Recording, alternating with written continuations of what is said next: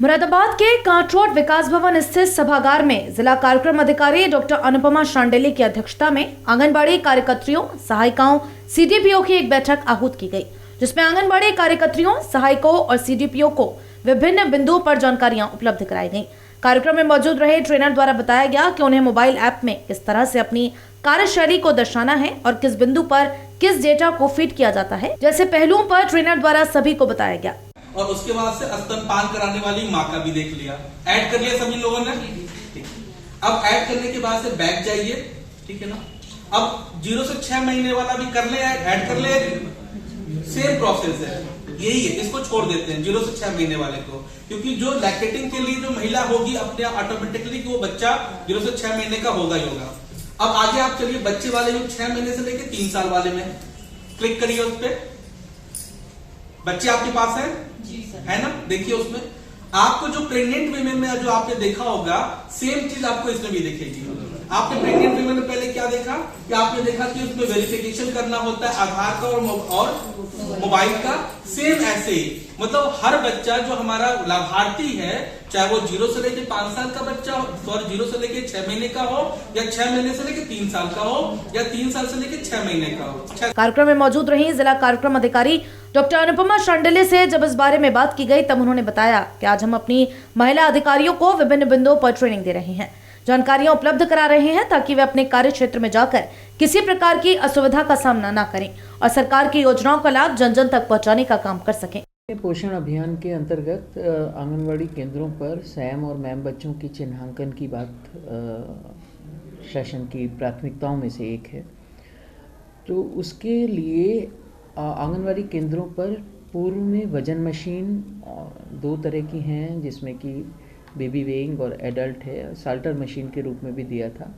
स्टीडियोमीटर आ चुका है और अब वर्तमान में इन्फेंटोमीटर, जितने आंगनवाड़ी केंद्र हैं उसके हिसाब से इन्फेंटोमीटर दे दिए गए हैं। तो आज की तारीख में अगर हम जीएमडी की बात करें, जो ग्रोथ मॉनिटरिंग डिवाइसेस हैं, वो कंप्लीट हैं आंगनवाड़ी केंद्र पर।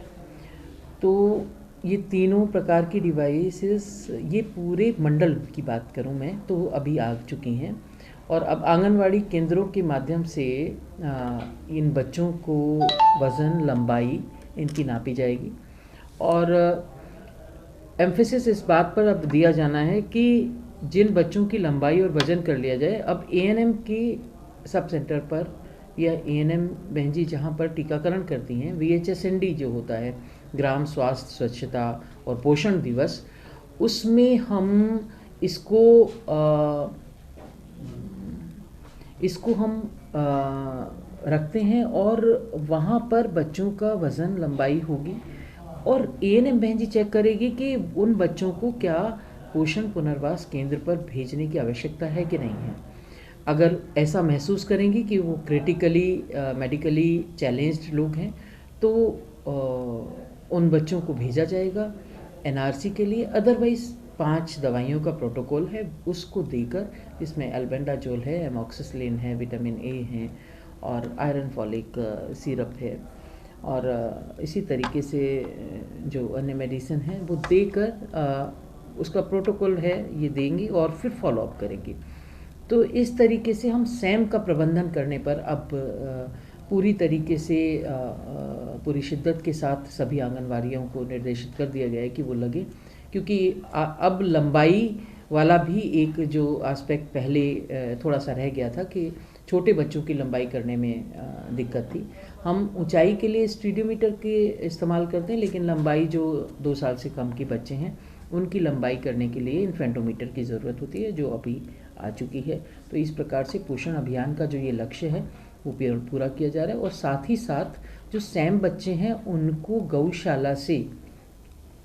जो गायें बच्चों को दूध दे सकती हैं, ऐसी गायें जो दुधारू हैं या चाहे वो 1 केजी तक ही दूध दें, लेकिन सैम बच्चे की और मैम बच्चे की पूर्ति हो सके, अब इनिशिएट किया जा रहा है कि हम गौशाला से उन बच्चों को भी गायें दिलाएं, जिससे जो पोषण का स्तर है उस रूप में भी बढ़ सके।